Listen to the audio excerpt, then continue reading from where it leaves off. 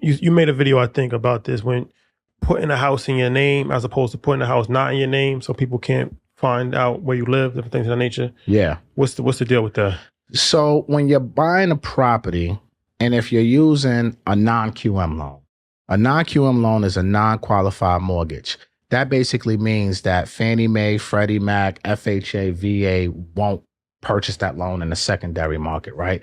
This is a portfolio loan, which more non-traditional lenders will use for non-traditional buyers, right? Now, if you're buying a primary residence, there are several lenders out there that will allow you to buy that primary residence in your LLC name, right? We are living in the post-pandemic era where a lot of people made a lot of money over the past 2 years, and folks are buying, their mini mansions and their mansions right now. And if you don't want the world to be able to find you, the best way is to put it in a LLC, so that way they can't Google your name and find you, because it's in an LLC. So now the mortgage is in the LLC name, the deed of the property is in the LLC name. You own the LLC. The LLC owns the property. So it's the same.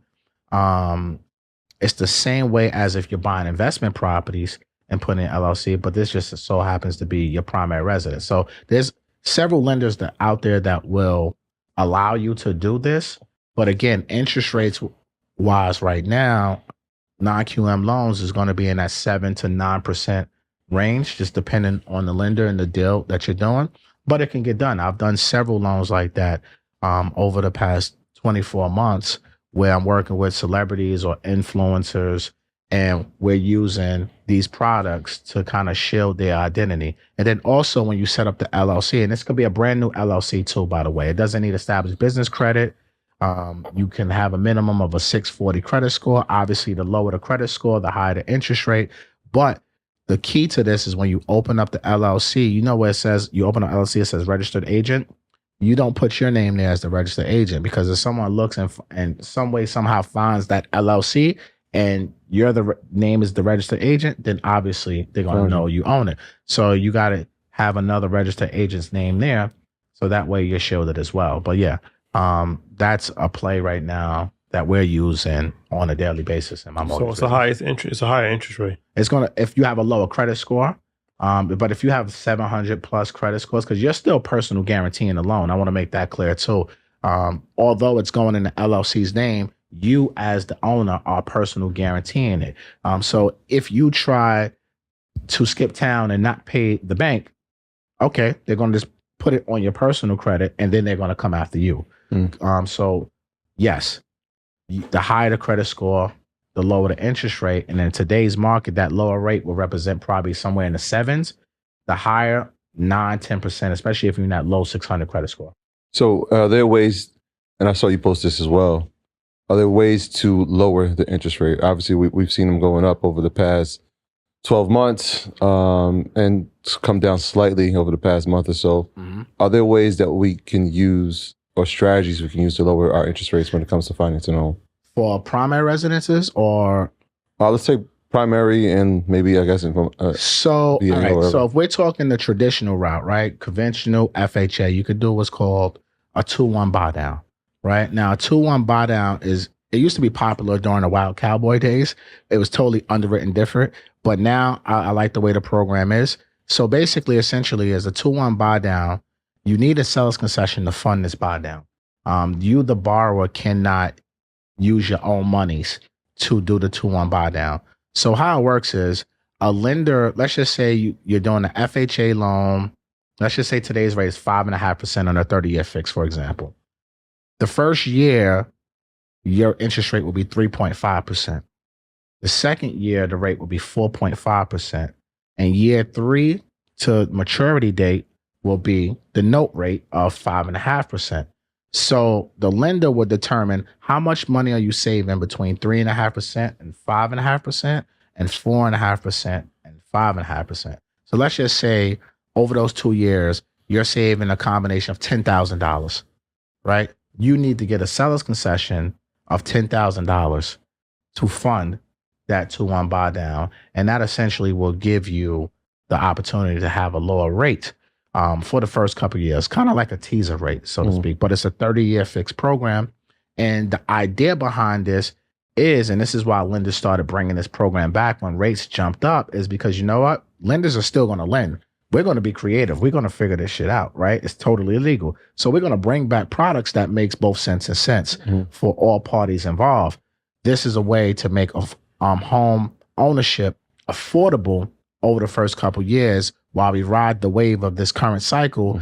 And when rates tick down, there's going to be a refinance boom in the next 12 to 18 months, maybe sooner, right? Now, another way is to buy down points. Buying down points, now you can fund this with a seller's concession, or you can use your cash out of your bank account to buy down points, and as part of your closing costs as well. And 1 point is equivalent of 1% of the loan amount. So if you're buying, let's just say it's a $500,000 loan, 1 point is $5,000. And that will bring your rate down, depending on the lender, 1/4 of a point to 3/8 of a point. So if it started off at 5.5, you brought a point, it will go to 5.125% or 5.25 on a 30-year fix. And each point you buy will knock down 1/4 to 3/8 of a point. So that's also another way that you can bring down your interest rate. But ultimately, the way to lock in the lowest rates possible is to have the highest possible credit score that you can have, especially in today's market where, you know, even if you have a 700 credit score, you might not still get the lowest rate. Whereas a year ago, that still would give you a great rate at 700, 720. No, you really have to be in that. If you're going conventional, you really have to be 740, 760 and higher right now to really get that, whatever that national rate that people see online with no points. You really have to be in that higher upper echelon of credit when you're talking conventional. Now, FHA, you can have a 680, 700 credit score and still get a great rate with those scores. So in that first scenario, going from that example 3.5 to 5.5, after it gets, let's say after that third year, is it capped at the 5.5? Correct. It's capped. Right. So it's not capped. an adjustable rate. Correct. It's not an adjustable rate. It's a 30-year fixed mortgage. Gotcha. But speaking of adjustable rates, that's another way. But adjustable rates, you got to really look at the math and see, does it make sense for me to take this adjustable rate? Because a 5-year, so adjustable rates are typically fixed for 5 years, 7 years, or 10 years. And then after that, it adjusts for the life of the loan.